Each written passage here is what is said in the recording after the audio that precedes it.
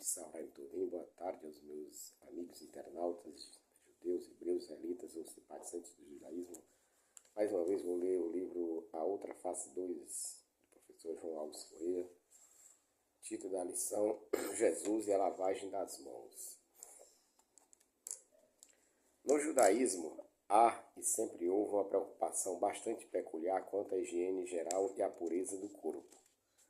Não por menos, a lei judaica encerra tantos regulamentos e ritos de purificação que não são meramente simbólicos, pois há de fato necessidade de intervenção humana no mundo físico com o uso onipresente da água. Água para a lavagem das mãos, água para as abluções da mikveh, água para a cacheterização de utensílios e equipamentos domésticos. No antigo Israel percebemos várias cerimônias que envolviam cuidados higiênicos e profiláticos, em especial no caso de doenças ou na prevenção delas. Essas ações poderiam até ser tomadas como mero cerimonialismo se talvez nós os abordássemos sob uma ótica estreita e preconceituosa. Mas com o olhar atento de alguém que, por exemplo, é da área da saúde, essas cerimônias deixam de ter apenas um significado ritualístico e passam a ser ações profiláticas e terapêuticas como pouco se viu em toda a história do mundo antigo. O sacerdote israelita era quase um enfermeiro ou mesmo um médico em diversas situações, e podemos até ousar dizer que eles foram o protótipo do infectologista moderno, posto que em diversas situações era ele quem identificava e ordenava o tratamento para certas enfermidades do povo em seus dias. Para o judeu, toda e qualquer ação no mundo físico se reveste do sagrado. O que quer que façamos aqui pode e até deve ser contemplado pela perspectiva da santificação. Santificação no entendimento judaico não tem muito a ver com piedade ou pietismo, com sentimento de santarronice, puritanismo ou mera conotação de beatice. Santificar significa separar, distinguir, tornar especial ou dedicado a um determinado fim. Assim, o Shabat é um dia santo porque é separado, distinto e diferente dos demais dias da semana. Sua função e sua finalidade são diferentes daquelas dos demais dias da semana. Israel deve ser um povo santo, não porque deve ser um povo mais religioso que os demais, e sim porque deve ser um povo distinto, diferente em costumes, práticas e ações de todas as outras ações da terra. Assim, os ritos consagrados pela tradição judaica visam elevar o dia a dia do judeu a fim de inspirar nele o sentimento de dignidade que deve permear tudo o que ele faz, como um ato dedicado a Hashem, em pureza e consagração. Desta forma, por exemplo, o ato de lavar as mãos consiste de uma rotina que transforma uma necessidade higiênica básica, ignorada na antiguidade, em uma ação que visa representar a pureza, exaltar a dignidade de tudo que se faz à altura de um autêntico serviço prestado a Hashem, ou Deus, como queira. Para fins de purificação física ou ritual, as abluções ou lavagens constituem uma característica importante do cerimonial religioso judaico. O judaísmo está totalmente de acordo com o provérbio: a limpeza está próxima da piedade. Mishnah Sotar 15.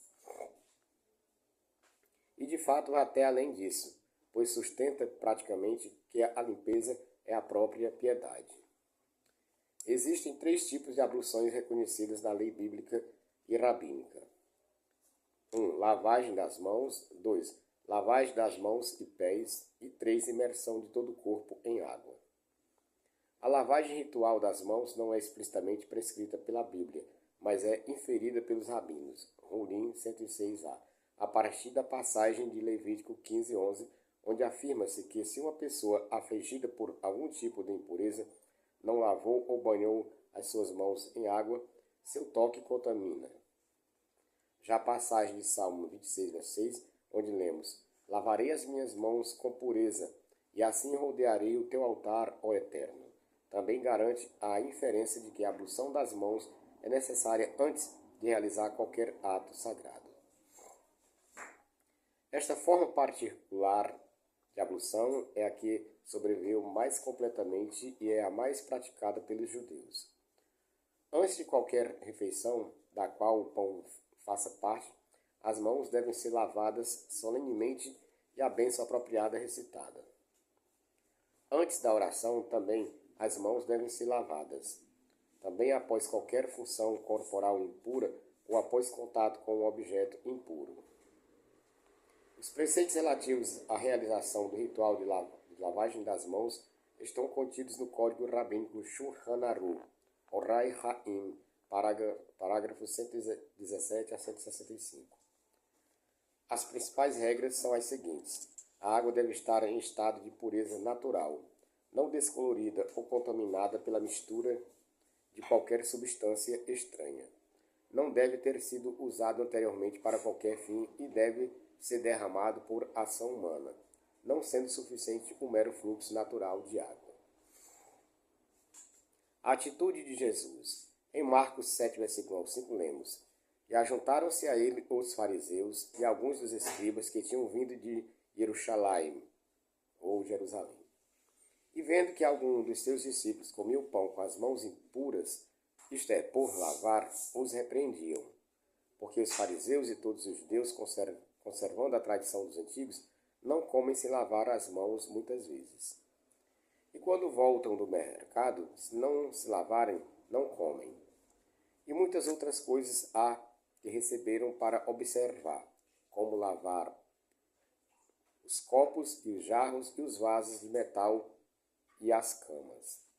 Depois perguntaram-lhe os fariseus e os escribas: Por que não andam os teus discípulos conforme a tradição dos antigos, mas comem o pão com as mãos por lavar? Este texto, caso seja levado em conta como sendo verídico, que retrate fatos que ocorreram de verdade, pode ser entendido como uma nítida influência de conceitos estrangeiros entre os judeus que ele retrata. Os gentios, na antiguidade, não costumavam cultivar bons hábitos de higiene, de forma geral. Havia notáveis exceções, mas não exatamente na região de onde supostamente Jesus e os seus teriam vindo, a Galileia. Explicando. Entre os gregos e romanos, até que havia certas preocupações de higiene e asepsia. Porém, no geral, obter artigos para cuidados pessoais era coisa mais da elite, bem abastada e bem educada. Os galileus eram camponeses, em sua maioria, gente simples e sem muita cultura, um povo rude e que, para piorar, vivia lado a lado com pessoas provenientes de antigas colônias bárbaras dos limites do Império. O próprio Novo Testamento evidencia isso ao citar um episódio onde Jesus, que perambulava pela região, acabou se deparando com uma vara de porcos. Notoriamente, a criação de porcos era muito mal vista pelos judeus por conta do seu próprio tabu religioso em relação a estes animais por representarem, eles mesmos, a impureza e os maus costumes. O ambiente pastoril da Galileia também era sempre suspeito aos olhos da maioria da população do sul, pois esta atividade contribuía, segundo pensavam, com o desleixo e a falta de rigidez quanto aos costumes e tradições que prezavam a higiene e o asseio pessoal, coisas muito caras para os mais rigorosos e apegados às leis da fé judaica. O judaísmo daqueles dias, assim como o de hoje, exigia do fiel um apego ortodoxo ao cumprimento de severas leis de higiene e cuidados pessoais, não só quanto ao que se ingeria como alimento, mas também quanto à forma de como se fazia isso, de lavar ou purificar utensílios e as partes do corpo que estavam em contato com o alimento era algo essencial, um ato que demandava empenho pessoal a fim de que o ato de comer fosse encarado como um autêntico serviço a Deus. E lembrem-se, Não existiam talheres naquela época.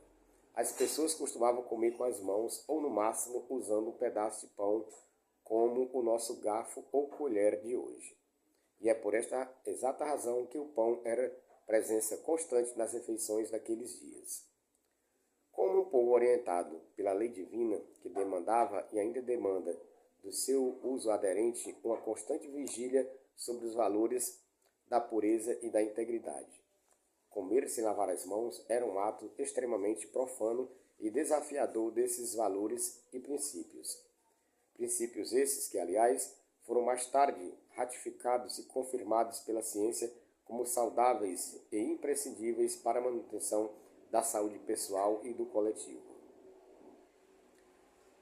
Assim, a questão levantada pelos fariseus era importantíssima. Por que não andam os teus discípulos conforme a tradição dos antigos, mas comem o pão com as mãos por lavar? Jesus esquiva-se da crítica dos fariseus com argumentos bastante vagos, estereotipados e rasos. Traz à memória dos mestres fariseus as palavras de Isaías sobre questões daquele tempo, em que, segundo lemos, havia gente praticando doutrinas humanas, mandamentos de homens, como se a ordem para a pureza e a higiene física fosse mesmo apenas uma preocupação humana. Na sequência de sua resposta, Jesus diz que Moisés ordenou que honrássemos pai e mãe, o que se faz também por meio de nossas posses, ajudando-os quando precisarem. Jesus diz que as pessoas naqueles dias costumavam dedicar falsamente todas as suas posses ao tesouro do templo, o que, de certa forma, os desobrigaria a pessoa de ajudar seus pais por meio de seus recursos. Não há registro algum dessa prática ou costume. Porém, sabemos que em alguns momentos da sua carreira, Jesus preteriu seus pais e família em relação aos que lhes eram mais chegados.